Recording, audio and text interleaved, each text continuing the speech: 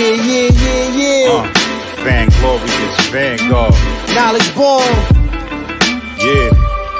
United Front. What you want, what you want, what you want. To the Knowledge Radio. We in here. What you got? Dot. Work hard as a slave to one day be your savior. The wave unwavering. This is a labor of love. Rise with a purpose every day. Invigorated. If we were on TV, we'd be 10 times syndicated. If we waited for validation, a paycheck or accolades, we'd be starved, already lost or ran away. But when you're square solid and you circle too, you don't need a place for silence. The concept is conquered through media, not areas of people activity. A mix that don't lose ethnicity, tightness that don't lose elasticity. Explicitly, this isn't where we give the novice regard. Nah, this is where knowledge is born. Last time that I checked, I'm undefeated. Deliver edicts, can't resist when the gods build and manifest freedom. When lines get crossed, they may push a loss, cause they get handed a check. We kick a can and cancel your cancerous gestures. A prophet vision, precision, the prescription for the sickness is to inoculate your fate with the winning. Arrogant beginnings turn to humble endings. And US with KBA is a win-win. 1K, 1K.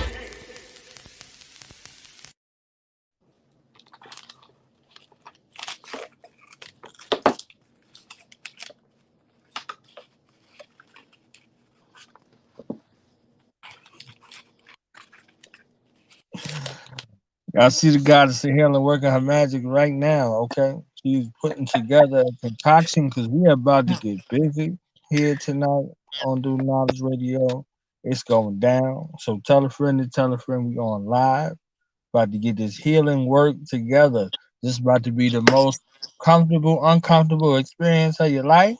But luckily for us, we are blessed and honored to have in our presence our warrior healing sister, the goddess, IfaYemisi OmitoogunThis in the building.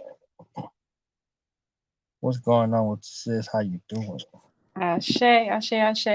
I'm doing well. I'm doing well. Hey, Oshun love, my sister is in the building. Oh, my other sister, Miss Kushite, is in the building. Oh, y'all was they was ready. My other sister, Ayana, is in the building. Y'all was ready for these triggers. For real. They was ready for the triggers. Yes, like it's so important because it's a part of it's what we're healing, actually. So on every level. So thank y'all for the support. I do want to say that, like, I really appreciate everybody who has listened, who's listened to a replay, everybody who shared about the series since I've come on. Like, I've really been getting a lot of support, and it's not for me. So it's for us, it's for everybody. So I appreciate y'all doing the work, because this is what it is. Finding out where we got to start at, how to recognize what we need, where we need to work, and get into it. So thank y'all. So this being the most uncomfortable part of what we call healing, I think I would equate this to, after you put that alcohol on it, you put that alcohol on it, and that alcohol is working to heal, right? And that scab is forming over the bruise, and you're going through. And now, in your mind, you feel this thing being created, and it's itching, okay? It's itching like crazy, and you have to discipline yourself not to poke the scar and allow the healing process time necessary for it to take place. But you're picking at it, and it begins to bleed again. You're like, oh my goodness, it's bleeding again. You're saying that the scar is bleeding again. Now it's a wound. It's an open wound again, and it's bleeding. Mm-hmm. And you like, why does this keep happening?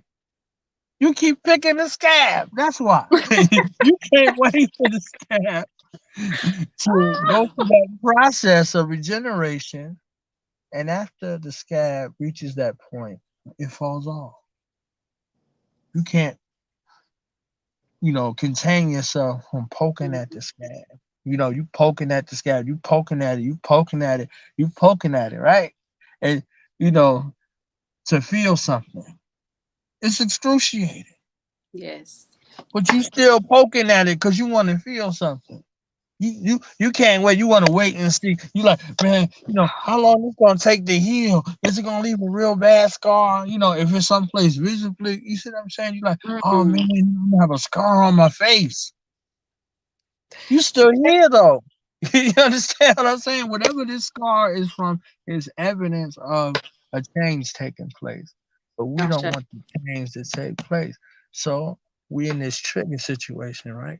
So I wanna, you know, open it and look at it for you to, kind of walk us through this place. I know this had to be a tough place. And this is the easiest place to go back to. If you look at addiction and you look at a cycle of abuse, this is the easiest place to return to because this is the place that you know. Leaving this place is an unknown to you because you've been in this place for so long. So, Mm-hmm. talk to us about the triggers. Okay? Talk to us about Yes. Um. Oh, look at my other sister. Oh, I'm so like humbled, really, because it's not one of the things that you said, it's not easy healing. Like a lot of people, and I'm not even gonna lie, before I got in really like deep into my journey and started being serious about healing, like you think it's cute to be a healer. I'm just being transparent. When you hear the word, it sounds beautiful. It sounds like healing sounds like peace and serenity and sound like sunshine and rainbows and unicorns and stars and so it sounds cute. The wave, you see people doing it and people talking about it, but you never hear anybody talking about the ugly parts. Healing is not cute. It's not cute. It's not pretty. It's not fun. Um, if you really if you're really healing, it's none of that. It's the furthest thing from all of that. Um, So it looks good, it sounds good, and when you get into, even when you start the work, it's like, oh yeah, like I'm focusing on myself. I'm going within. You making posts like I'm going within. I'm closing down for spiritual maintenance, and I'm focusing on me. And people have no idea who have not started the work or who have not experienced um those things for themselves, like with intention to actually heal, have no idea, like the darkness that you are in. They have no idea the tears you are crying. They have no idea of the triggers you're fighting. You hear or see a lot of people talk about fighting their demons. We ain't talking about the devil, we ain't talking about Satan, we're talking about these triggers. um Hey Natalie, I'm not too like all y'all here. Thank y'all for the support. Um, Healing is lonely, is very hard, and you lose a lot of people along the way. You lose Chris. Oh, that's my mommy. I love y'all. I love y'all too. And I love the women that you all are, because you all like just being here show that it's it's it's y'all time. It's y'all's time. It's our time as Black women to start doing the work. If we already have it, and if we have to dig and delve deeper into it. But it's dark. So people don't have any idea of like the depression of just that's what the demons are. The demons are the triggers. Um, and they range from triggers range from triggers can be anything. Triggers can be you hearing a word, you hearing somebody cuss. You triggers can be somebody, getting on your nerves. Those are easy things to get. Triggers are frustrations. They are aggravations. They are keywords, sounds, people. Rain can be a trigger for some people. Sunshine or being too hot can be triggers for people. That's what when people are talking about fighting their demons, those are the things, because those are the things within them that cause them to be set off. Those are the things within them that cause them to come out of character, or cause them to become somebody that is not their initial person, or cause them to be anger, or get ratchet, or turn get crazy and stuff like that. So that's what people are talking about when they're saying that they fight demons every day. You have people. I share the purpose of my social media is mainly to share my story. It has really it's personal, but it's personal to the point where part of my life path is to show people that they can do what I do. And that includes my spiritual journey, that includes yoga, that includes me being a Black mother, that includes me being a wife, that includes me being a Black woman who's gone through a divorce, that includes me being a Black woman who's moved on with her life, that includes me being a Black woman who's in a new relationship, a Black woman who's in a new marriage. Like any of that, a lot of the things that I share on my page are just for inspiration. I never imagined that I would be 200 pounds doing a split. I never imagined that I would be 200 pounds being able to do a forward fold, and my belly is not an issue. I never imagined being able to stand on my head. Like, I never stood on my head as a child. And I don't remember even doing a cartwheel too many times. So I never imagined those things. So I want to share and let people know. I want to let full figure women know. I want to let heavy set women, overweight, obese, because that's what I'm considered according to the American standards and statistics. But we know that is what it is. But I want to share my story and let people see where I started. Let people know where I came from, how the journey was, and where I am now. And so it's inspiration to myself. Like, when I get down into some of my healing spaces, when I am triggered by a lot of things, I have found out things along the way, learning what my triggers are, what soothes my triggers.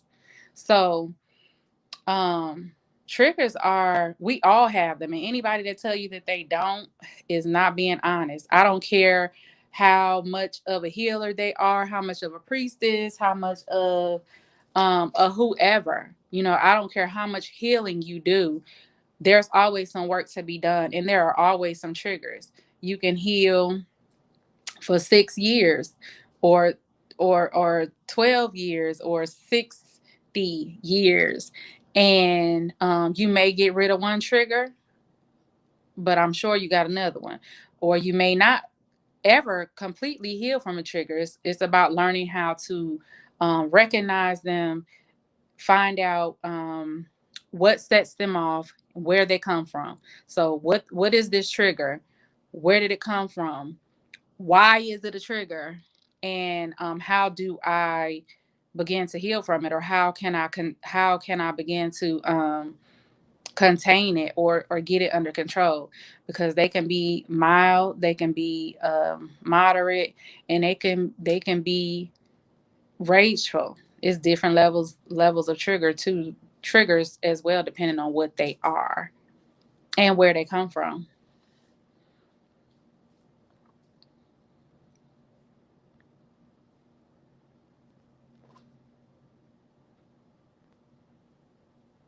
Who got So I made a questions? comment right I know. there. So if anybody wanted to come on live and ask a question or leave a Thank you, Baba comment, Tafari. so I see y'all Baba can, Tafari tuned in as well. right? One of my Let's squad teachers. up I love tonight. all that you do. Let's squad up tonight. Yeah. Yes, yes, yes, yes. Shout out to Mama. Mhm. Mama in the house. Shout out. Hey, Um, Mama. Okay. All right. You know. yeah, she Uh, she in the house too. So I want to talk to That that. is my African women are out here suffering in silence. You know, the bearer of burden, the burden mhm. of bringing life from spirit into reality. The closest you could come to death is giving life, and you have a compliment that doesn't have any kind of imagination about the experience, right? None at all. Hips separate. You understand what I'm saying? Your hips separate from your body to make room. You got a human growing inside of your womb who does a 180-degree turn when it's time for life to manifest in the physical form. hmm A 9 to 10 month gestation period that, you know, test you on every level. This initiation of life, because life is an initiation. So the coming into being of life is, you know, a test, a series of tests and trial. So in the case of the clinical word that they like to use of a relapse, how do you or how did you deal with a relapse? Everything was going fine. You was on your path. Boom, boom, boom, boom, boom. You know, I was talking to my sister today, and my sister was like, you know, why would he do this shit now? You understand what I'm saying? Like, why would he do? Where was your like? You know, and Friday it was like, where was your antennas? You know, I'm good. Everything is going good in my life, and boom, boom, boom, boom, boom. Why would he do this shit now? You understand what I'm saying? Like, so, you know, can we kind of talk about that, you know, in this same vein for triggers, you know, how you dealing with the relapse? um, I wanted to say first to the women or anybody who's listening or anybody who may listen later. When you touched on when you mentioned the African woman suffering in silence, um,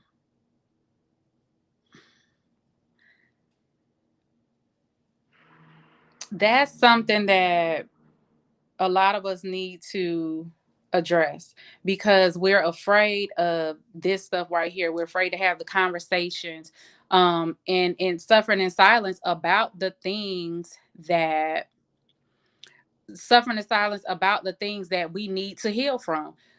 It's like first of all, we don't trust each other. We don't trust people enough to go to anybody to talk to them about what we're going through or about what we're experiencing, so we suffer in silence. Or you know, we want to make it look like everything is good, or you know, you're not experiencing or going anything, so or going through anything or experiencing anything, so we rather suffer in silence.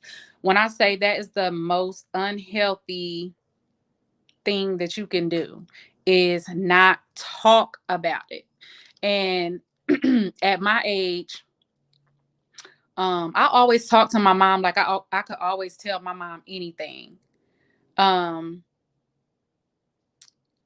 however, when you get older and you have your own family and all of that, or you know, you're married or you have a compliment and certain things go on, you feel like, you know, you can trust your mate or you should be able to trust your mate. So and you know, you hear don't tell people outside of your household or outside of your marriage or your family stuff that's going on.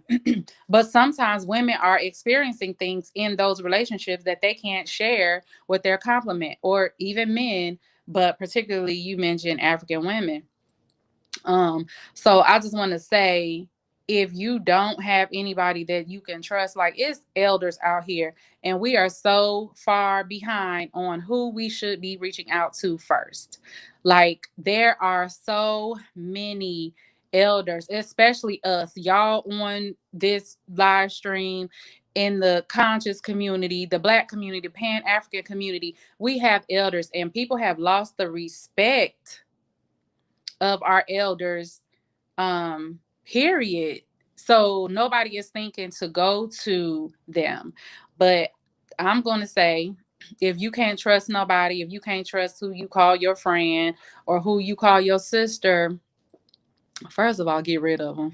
And then second of all, reach out to Baba Baruti, reach out to his wife, Mama Ya Baruti, reach out to Baba Smalls, reach out to, there are it's so many, like, I can't even say no more. But you know who these people are. You know, we're going to their lectures, we are picking up their books. There are a lot of upstanding sisters and brothers in the community as well. Like, talk to somebody, find out, who the people that you look at, that look like they doing good, or that look like they're healing, or that looks like, not necessarily look like they're doing good, but people that you see doing the work and you feel in your spirit is genuine. Reach out to them and ask who is a good brother to talk to. Reach out to see who a good sister is to talk to. I have plenty. Like, when I tell y'all I love my tribe, oh my God, like, I wish they was all here like 5 years ago. But they needed to be here now because they're elevating with me, and they're on the level that I'm on. A lot of them are here that were there 5 years ago, and we still in touch. But anyway, so I wanted to say that please reach out to somebody, because it's very unhealthy and you will not heal that way. I realized I used to keep a lot of stuff to myself, and really, my ancestors forced me to speak up. They forced me to have a backbone, per se. They forced me to express myself. That's how I actually got into yoga. Like 2018, they was like, no, you about to start talking. You're not about to sit back and be having all of these messages and downloads and be knowing that this and this is about to happen and this is about to go on, and not share it, not put it out there, like, not let people know. So I really was forced to a point where if I did not give the message, or if I did not say this or that, like, my ancestors was on my ass. And when I mean on my ass, things like, a lot of stuff can happen where your ancestors be on your ass. I mean, you could lose money, you could lose jobs, you could lose people. They will get your attention however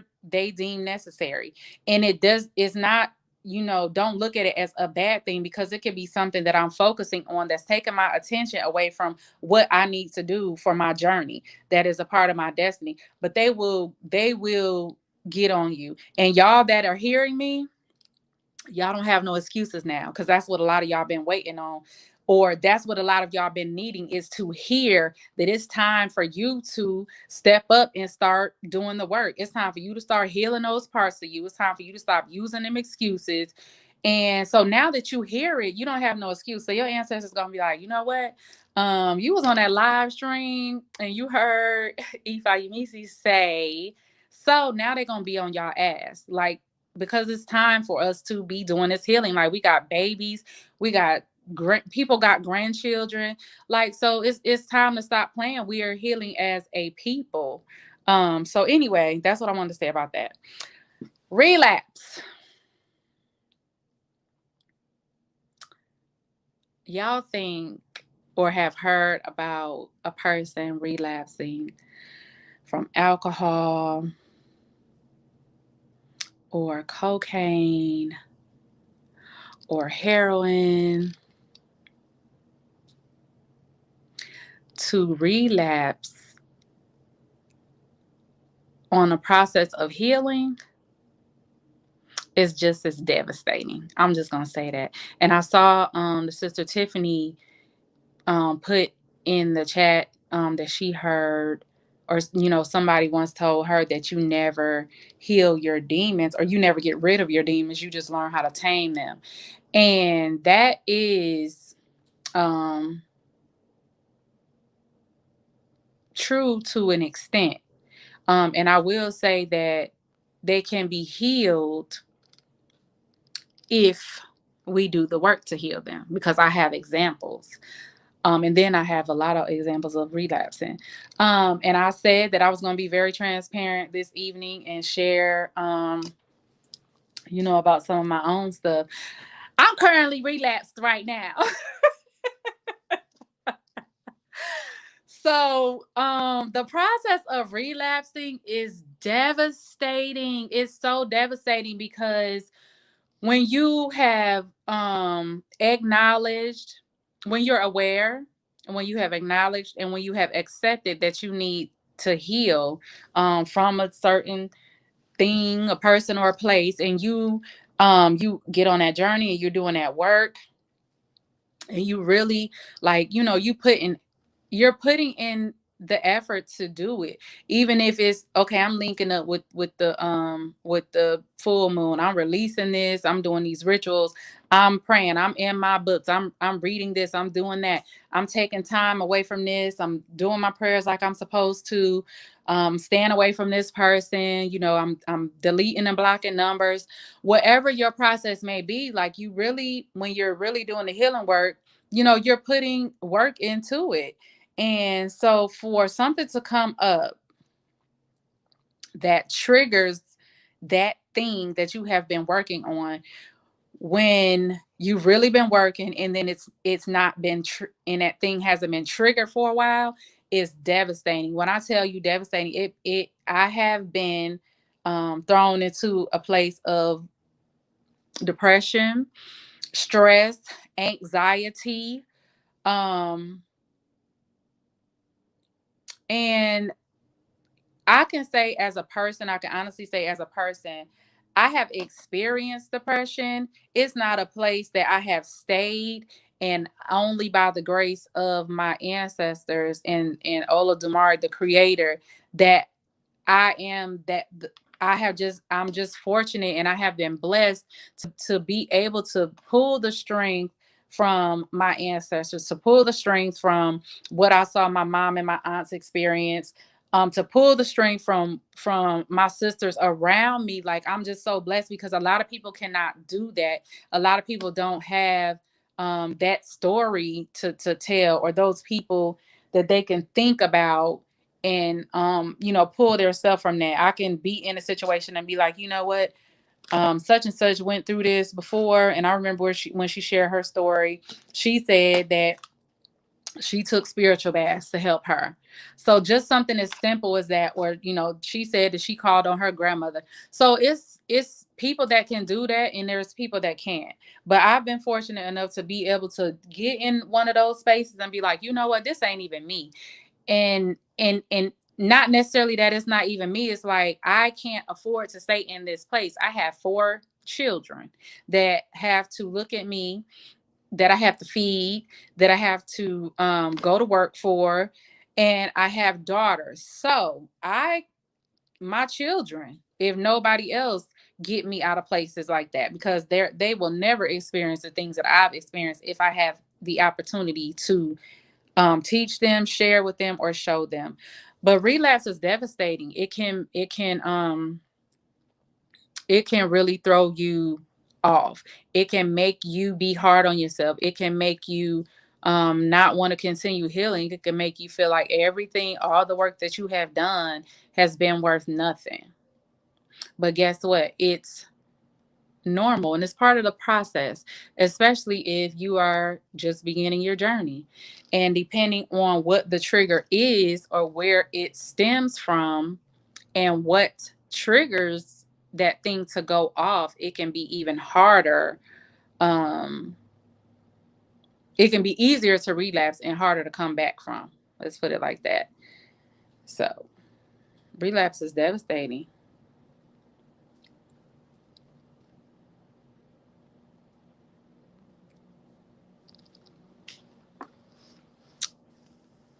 Y'all got any Okay, questions? okay. We talking about relapse.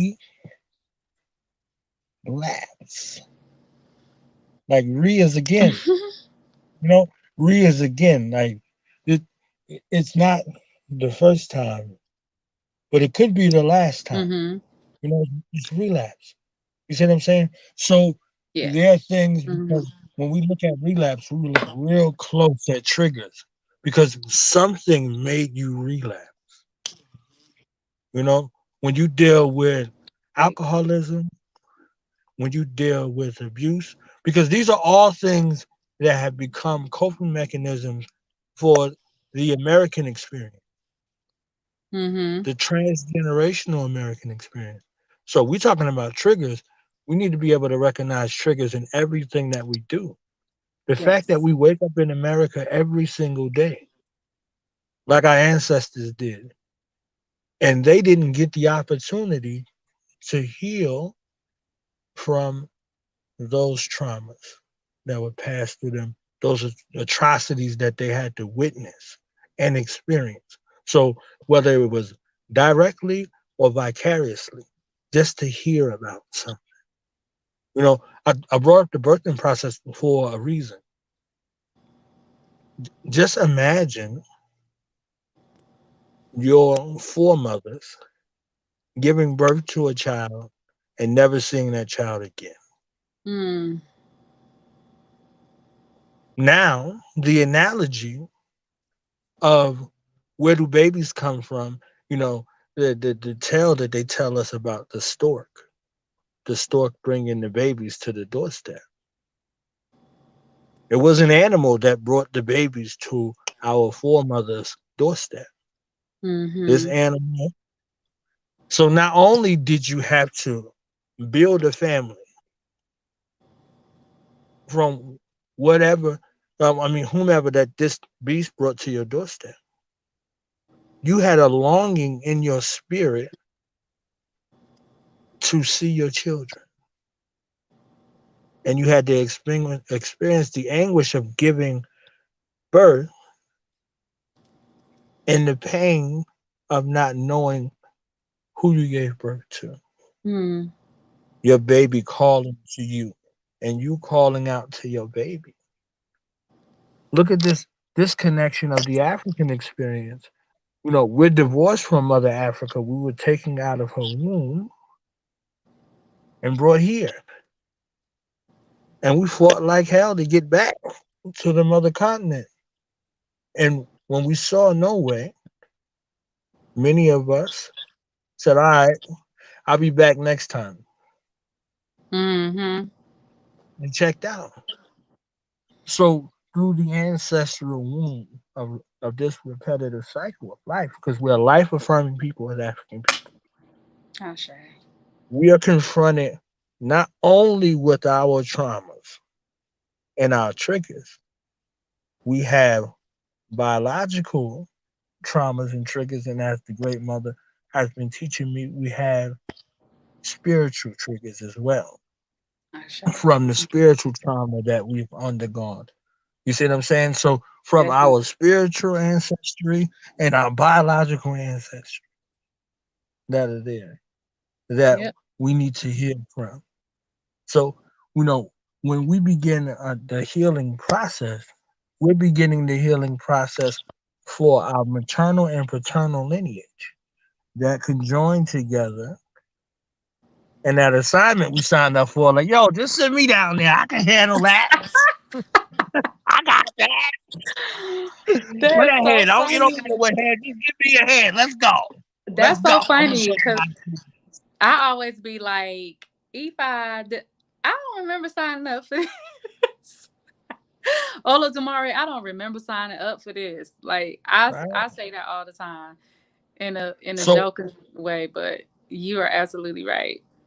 it's all there and the evidence is there. Because as you begin to heal in this process, as painful and as horrifying of the process is, it's as hard as it is in your mind as you perceive it to be. So if you say, hey, it's back to giving birth. This is a process. You see what I'm saying? This birthing process is no joke. You see what I'm saying? So if you don't have people that are in tune and succinct with you, if your compliment ain't on point, you need to go get some damn training. You understand what I'm saying? Like, his role is critical and vital with Mm-hmm. life coming from the ancestral realm, and you being open. Who's around you? Who's in contact with you? What kind of energy they in? He's supposed to be the vanguard for all of that right there. You I understand? say, I Ain't say. nobody bring their ass nowhere near where my children was coming out of the womb. I wish I would have killed them dead. You understand? It happened. It did not happen because that's the only thing that I could do well. You know Right. what I mean? So that's the only thing I could do well. Make sure, you know, everything was secure before our ancestor returned to come in. You see And what I'm saying? I'll say to that, that's where we trust. If you can't talk to nobody else and you don't trust nobody else, you gotta have a relationship with your ancestors. You have to Mhm. have a relationship with your bloodline. A lot of times people get into spirituality and we want to jump to the Orisha, we want to jump to all of these deities, and we want to jump to ritual, and we want to jump to all of that. None of that is going to help you. They are not going to acknowledge you in the fullness if you are not venerating and having a relationship with your ancestors. Period. Your ancestors are the beginning of you. So Mhm. how you gonna go to Oshun when you can't go to grandma? How you think Oshun gonna trust you? You think Oshun is going to trust that you are going to keep up with what she needs you to keep up with, and you think she gonna trust you to carry out her task when you can't carry out the tasks of your own bloodline, of your own matriarchs, of your own people? We got it twisted, and that's why you see a lot of people out here um, thinking that yellow is Oshun's favorite color, or that she loves sunflowers, or you know what I'm saying, like, or that she wants pumpkins, the furthest thing from it. So you have to have a relationship with your ancestors first, and you have to know them. And these Orisha, these deities, um we don't pick them. You can try to. We don't pick them, they pick us. There are certain tasks that each one has for us, that your Orisha, or that your governing deity has for you. And so even picking a spiritual system, i picked I initially picked the Kemetic science. I picked I picked Het Haru, and then I picked Aset. But that's not where I am, because that is not where my ancestral lineage um was for me to be. That's not the space that I was supposed to be in according to my matriarchal lineage.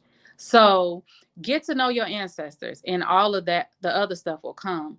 But you have to have a relationship with them, because if you have a relationship with your ancestors, when I tell you, they're not going to allow, they're that protection that you're speaking about, bro.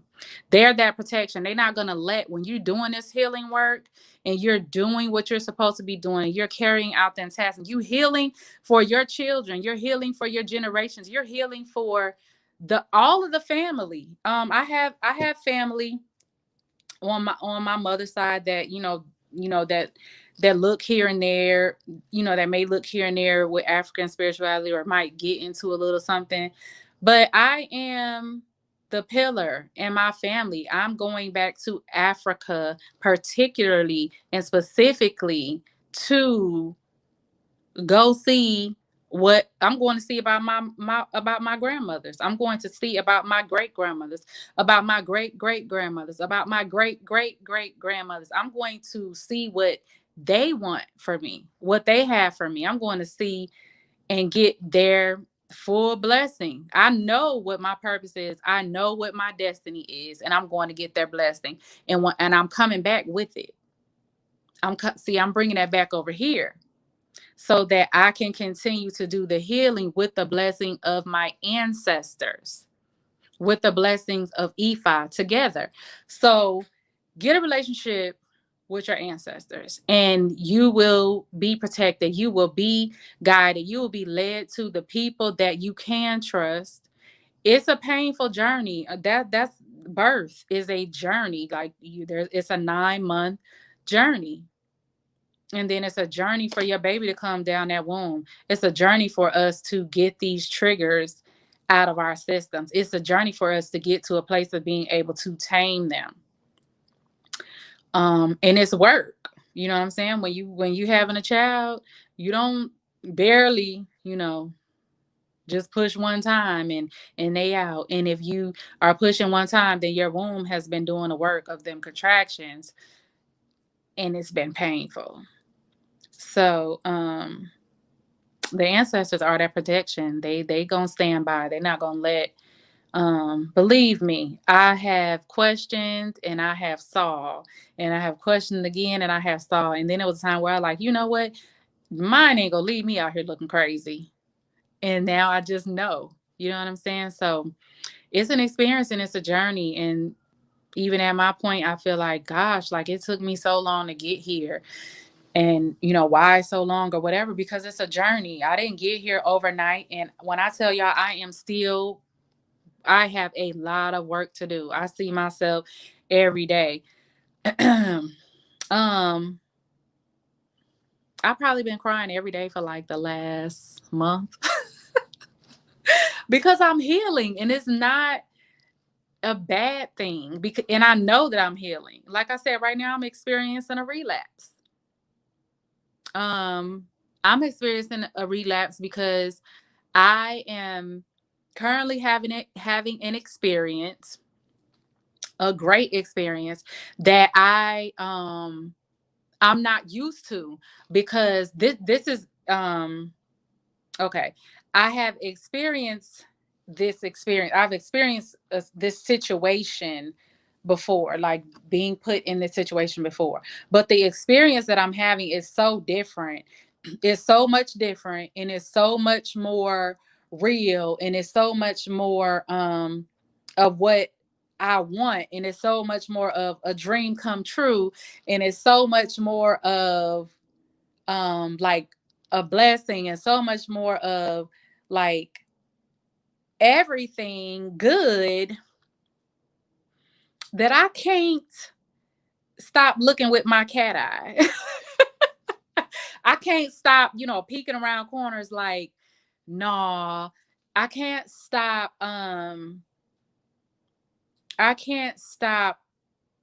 guarding myself. I can't stop not necessarily looking for something bad or waiting for something bad. I can't accept. I'm not going to say I can't accept, because I'm accepting it, but I'm at a point where I had relapsed. I'm relapsed. So I'm re-healing. And in this healing, because I know that I'm relapsed, because I know what these triggers are, I literally sat down and around this situation and was like, what are the triggers? Where did they come from? What brings them about? What do I need to do so that this thing, when it comes up, I don't react? See, it's a difference in reacting, and it's a difference in being still. So that's where we learn, like, And I have been foolish. I have known, like, you know what? This is a trigger and I'm about to set it off. And just be guilty and just know that I'm being foolish and know that I'm being triggered and know what I need to do to not react to make this a worse situation on myself. Because when you know what your triggers are and you react on them, it's it's almost just as bad as relapsing. I mean, it is relapsing, but it's horrible because you know this. You literally sat down. You literally are aware. You accept it. You recognize this thing. You know where it's coming from. You know why it's popping up. You know what just made that you get to this point, and then still act foolish. I'm guilty. And this is what I wanted to share and to say to people. Like, healing is a journey, and I'm not perfect. And it may sound like, well, girl, if you got all of that together, then why you ain't got it together? Because it's a journey. There are levels, it's steps. Like, it takes time to be able to tame those things. It takes time to come to the realization, because literally I'm just coming to the realization that I'm relapsed. But I give thanks for the relapse, because had I not, I may not be at this place in my journey. I've never I've never sat myself down and said, this is a trigger. This is what the situation was that brought this up. Why did it bother me? Why did I feel this way?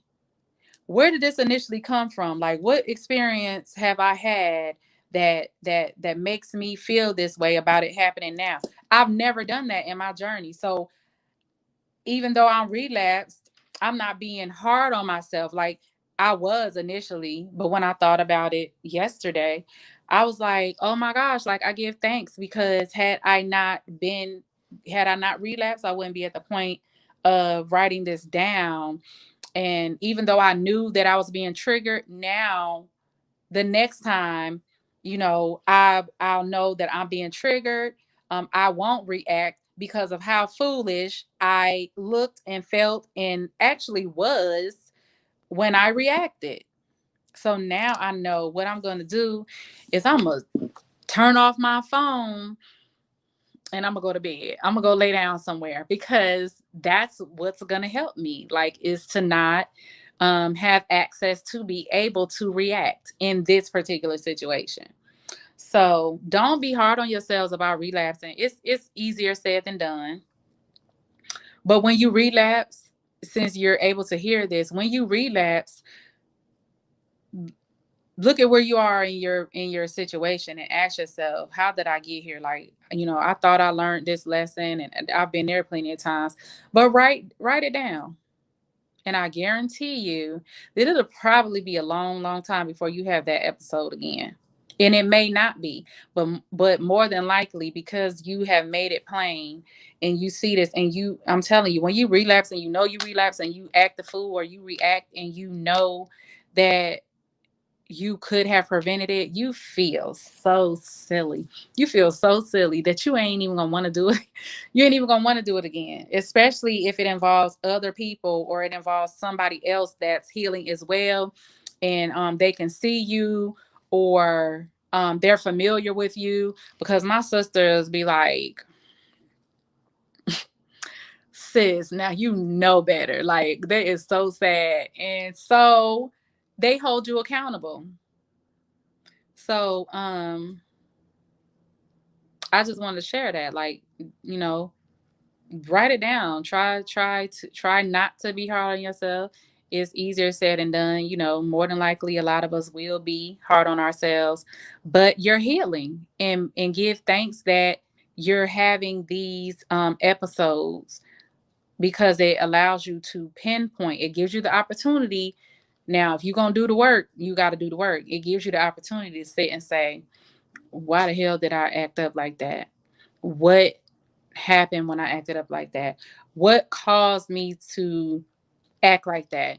what was the first experience, or like what led me to this, and get to the root of it. That's the thing. Get to the root of that issue. And then it may be some things, depending on what you're healing from or that you experience, that you know you can keep yourself out of those situations. You can keep yourself out of those places. You can keep yourself from around those people. You can keep yourself from around that energy. So it's work. You know, when you're victorious, you know, when you're victorious When. over something like that. Not, not when you don't got it around you. When you got it around you and it don't affect you. Yep. Because So true. danger, as one of my teachers teaches, is all around us. You see what I'm saying? There's no escape. You understand what I'm saying? There's no escape from it. Okay. So Right. the only thing that you can do is how you exist in it, and how you, what space you allow it to have within you. You see what I'm saying? So the Yeah. relapse is part of the healing process, but the other situation is self mastery. How you gonna deal with this for the rest of your existence, and how you deal with it Right. determines how your next generations deal with it as well. You see what I'm saying? Because Mm-hmm. we can say Mm-hmm. something to our children, but they already know what we know. They don't ask us Right. questions for information. They ask us questions for confirmation. So if they see us with poor conflict resolutions, if we're true to what we're saying about our children, our ancestors return, and we are our ancestors. So everything that comes along with this process is things that are being brought to light. You see what I'm saying? So when you're talking about Mm-hmm. being able to be in a situation, he's like, hey, I know cats who don't drink, they be at the bar. They ain't never, after they made that decision, they said, oh yeah, I'm just here with my friends. No, I don't drink. I'm the designated driver, make sure everybody get home. They don't have to worry about that person because they fortified themselves in that space. Just think about the initial Mm-hmm. process of it. As soon as you say, for instance, like just for instance, hey, uh I want to stop smoking cigarettes or whatever. Whatever the cause was for you to smoke cigarettes, it will be magnified 1000% because you made that statement. Yep. So all of the situations and instances become magnified in the fold. And now what are you gonna do? You smoking double the amount of cigarettes.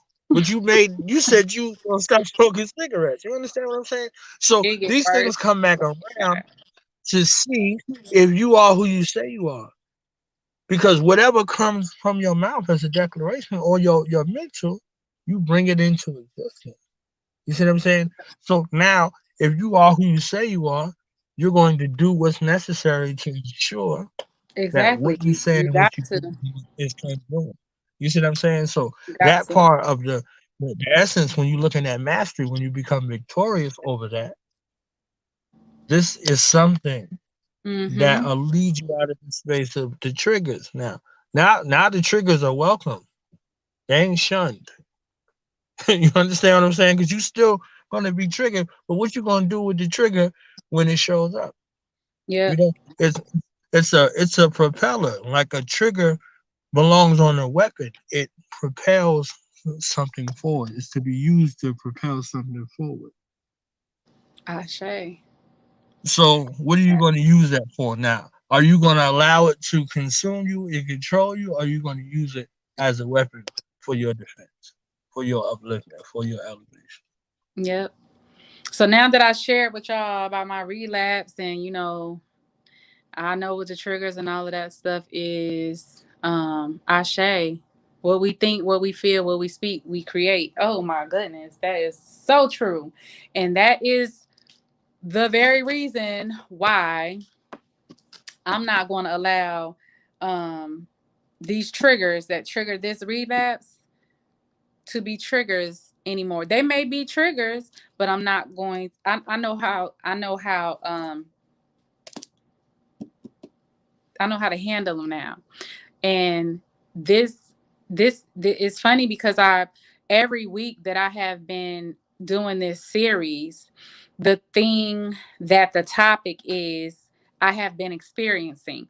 And I realized that this week when I went to reshare the post, I went to share Monday, and I was like, well, I'll be darned, and I just felt like that the prior 2 weeks and the week before that, and I was like, dag, everything that is a topic that I'm gonna talk about has it, like, I be in that space.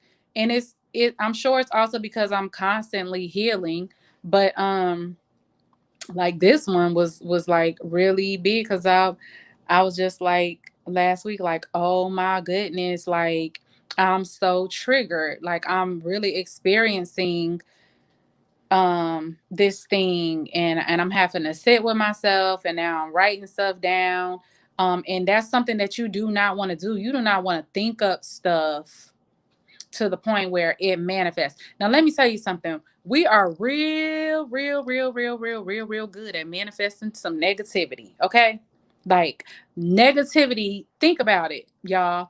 How fast can you think about something, like, and it be something negative? Like, you could be going out, you could be going to a party, and you could be like, I just feel like it's just gonna be a bad night. I just feel like something gonna happen. Or you going to a family reunion, I just feel like Aunt Tony gonna act up, she gonna cut a fool, or anything like that. And 20 minutes after you arrive, what you done thought up or what you done said is in the works. We are real, in our minds are so powerful. But see, when it comes to the positive things, the reason why it takes some people a long time, or it takes positive things so long to manifest, is because we really don't be believing what we say when it comes to positive stuff. Like, we want to believe it, or you think like, okay, I'm getting ready to manifest $5,000 because I need $5,000 for this car. That $5,000 can manifest just as fast as Aunt Tony cutting up at the family reunion. If you really knew that you was gonna get that $5,000, like you knew that Aunt Tony was gonna cut up. So we are real good at manifesting some negative stuff, and you don't want to sit around in a situation healing and continue to be negative. You don't want to continue to think negative things. You don't want to continue to think, oh, I ain't never gonna get love. Ain't nobody never gonna, do right by me. Ain't nobody never gonna give me what I want. Ain't nobody never gonna, or I just can't keep a man, you don't want to do that, because you're right. All of that's true, because that's what you're speaking. That's the energy that you are bringing. That's the energy that's going to manifest and continue to manifest. And so 9 times out of 10, when you're doing that, that is just a mindset that you have acquired, and it's probably centered around most things in your life. And it takes some work to get out of that mindset. You can even start being positive. You can start doing manifestations. You can start doing affirmations. You could start, saying these prayers and make them routine. But it's going to take a while for that stuff to come into play or manifest, if you have had a negative mindset all your life, because you're saying those things but you're not really actually honestly believing them. You know what I'm saying? You just like hoping that it worked because you changing your mindset, or because you're trying something different. So that's that. But this topic is definitely, it's helping me heal. This is a place that I can go to talk and not hide or suppress my own experiences or things that I need to talk about. It's helping me heal as well. So that's why I said we're healing together, and this is not for me. I'm not doing this for me. I am because it's helping me, but I'm doing it so that other people can just, you know what I'm saying, like, try to find a place to start. Like, when I started healing, It's a lot. I got a lot that goes on in Arya's world and IfaYemisi's life. There's a whole lot of stuff that be going on all the time. Like I always got a lot going on. And so I didn't know like, oh, just start with this or start with that. And you can't really, you can, but I didn't even start out with a thing. I actually started out like taking spiritual baths and just being quiet, like listening for the voice of my ancestors, listening for my spirit guides, listening, just being quiet and listening and just seeing what came to me. And I did that for probably a good 6 months, like not really praying. I can't lie. Like this was my experience. Not really praying, not really calling on nobody, just getting in. I started out with a regular bubble bath with candles and lights turned out. And that was it. I just listened for months. And then I got Queen Afua's Sacred Woman book and just, went through that and stuff. And then I started with fire breaths. There was a particular reason why at that point I started doing certain things, because listening, the first thing that came to me as far as where I needed to start in my healing journey was learning how to control my emotions. That's a big one. So learning how to control my emotions, but through trying to figure out how to control my emotions, I had to learn to pick out my feelings and what they were and why I was having those feelings and if they were really mine. That's a lot of work. And when I tell y'all, I did feeling picking and emotion control from 2000, from the end of September 2012 all the way through January 2018. That's how long that process was for me. Because if you can separate your feelings and being an empath, a lot of us are empaths. A lot of us, we don't even know what that is. Listen, if you depressed a lot, if you always stressed out, if you got anxiety and you got all of this stuff and you find yourself not being it, feeling like you can't handle life a lot, I'm telling you, 9 times out of 10, you're probably an empath. And see, people don't know this stuff. And so they don't know how to deal with it. And so some people go on the crazy house because people think that they're crazy or schizophrenic or whatever. And all it is that you're an empath and you need to close yourself off from the world or the mess or the family or whatever and figure out what's going on with yourself. But I did that work it took me so long to do that. If you can pick your feelings apart from other people's, because it's times now in my life where, like now, my life is good. My life is good. I'm healing. I don't have great days every day. Sometimes I get down. Like I said, I've been crying for 30 days the last month, but life is not bad. I realize I'm healing, and that's a part of cleansing. That's a part of my healing. But my life is good. And if all of a sudden I'm having issues with someone just out the blue or something or whatever, and it's gonna be made odd to me. Like for instance, I have a brother who is my heart. Like I love him to death. We share the same spiritual journey. We in the same spiritual family. And one day he gave me a call and he said something to me, and I didn't go off on him, but I immediately jumped on the defense. I was immediately on 100. And I didn't go off, but I got outside of myself. I did I got outside of myself, and I said, and I rolled my neck, and I said and did what I said. And it was like, okay, like, well, whatever. And I hung up the phone. And as soon as I hung up the phone, I was like, you know what I'm saying? Like, that's not me. Like, that's not the relationship that we have. We ain't never moved like that. Like, what's going on?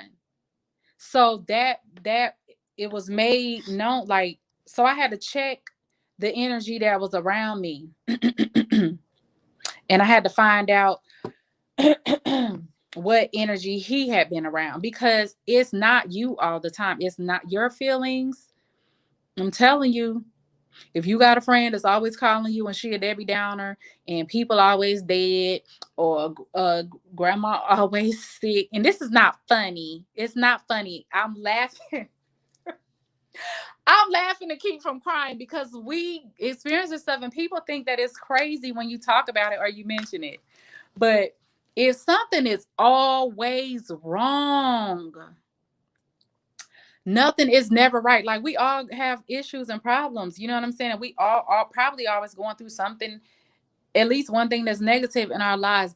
But for like years, you know what I'm saying? Like, sis, you still, please check yourself, because a lot of times I myself, like, I pick up everything. My sisters will tell you, my family will tell you, if they going through something, I'm on the phone. They don't have to text me, they don't have to call me. That's because I feel everybody that is connected to me and around me. So sometimes some stuff don't be mine, and you have to, as an empath, it's important that you go through the process of learning to pick out your feelings, and learning to pick out what's not yours, learning how to control your emotions, because that can save you, that can save your life, that can save you from depression, that can save you from doing, you know, all kind of stuff. I'm telling you, like, so start there. If you don't have any idea where to start, like, start with your feelings. You know what I'm saying? Why do I feel this way? Why am I depressed? I think it's because of this, and this. Write it down. Well, what about this makes me sad? Or what about this makes me feel depressed? And keep going from there. And I'm telling you, like, you'll come up with some stuff, and you will be glad that you did. That I did that work for 5 years, and it brought me to a hand in Ifa. It brought me to Atlanta, and it's taking me to Africa in June. So it's healing. All of that work led me to where I am, to be able to share this, to be able to have these experiences, to be able to recognize, to be able to be aware, recognize, and accept these things. And it's made my life great. So might not be much to nobody else, but I'm telling y'all, the healing work is worth it. So healing is ugly, but the results are beautiful.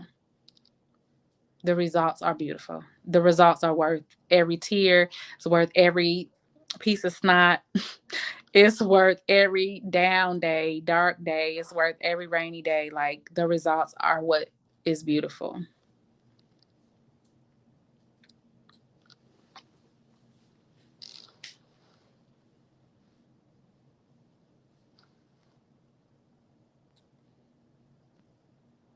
Y'all still woke?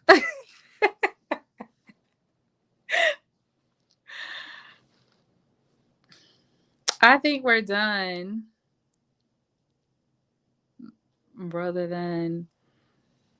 Probably got the kids in the background. So my daddy's still on the show. Hey sis, Satet. That's my beautiful, beautiful, like, sister from another mother, for real. Like, kindred energy and spirit. Thank you for supporting, sis. Thank you, guys. Thank you, Baba Tafari. I'm glad you were able to listen. Thank you, Natalie. Everybody is still here. Everybody is still woke. So I hope somebody gained something from this and sharing. Hey, my little sister. um, Oshadara. Can you hear me? Oh, I'm glad. Yeah, I can hear you. I can hear you now, bro. Yeah, you know, I was triggered by this conversation over here. I don't know if I need to talk to you no more. Okay, I was triggered. I think we might be done this evening, but I'm getting a lot of feedback. We might have to pick up. Extend it. Do this part two. Yeah, Yeah, yeah.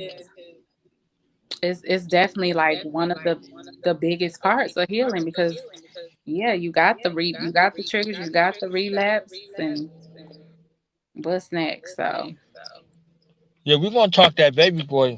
If we could talk that next week, we got to oh get yeah, into that.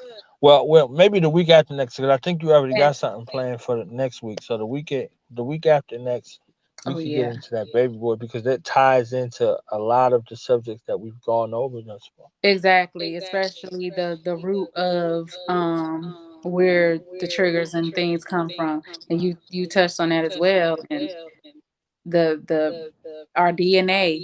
We talked about that I believe in the second week as well. So Right. oh yeah. So we gonna get baby boy, we gonna get Taraji and Tyrese on y'all in a couple of weeks. So that'll be For real. great.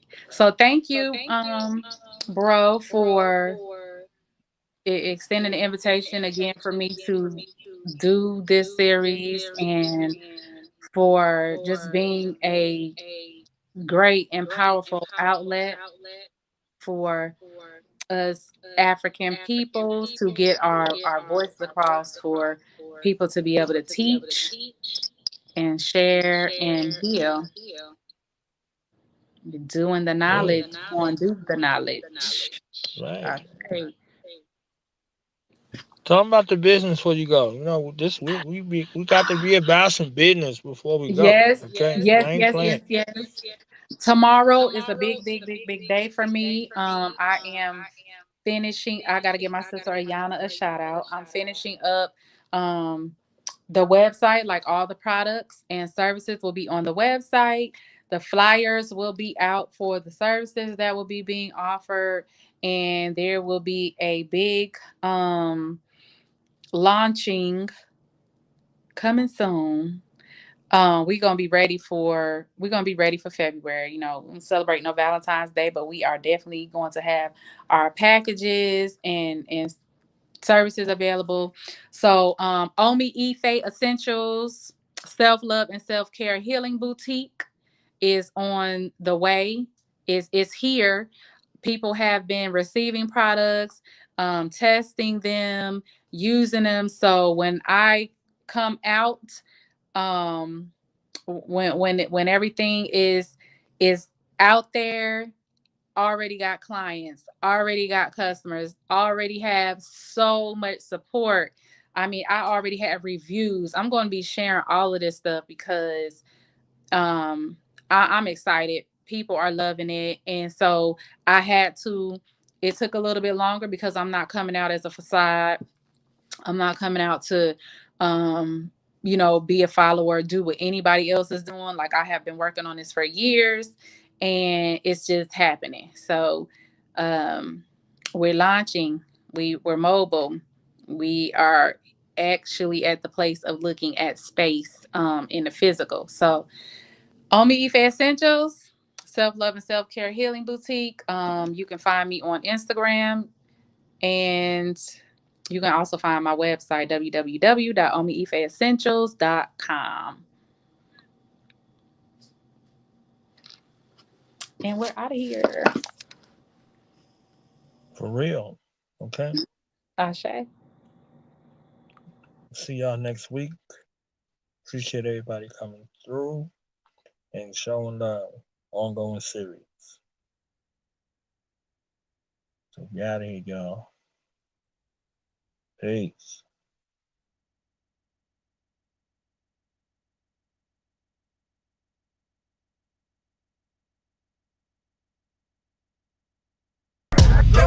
Yeah. Now we gonna tell them. Night in front. We tell them like this, yo. I'm an African. I'm a African. I'm an African. I'm a African. Yeah, y'all like that? So no more. This man's mind is open. I'm an African. I'm a African.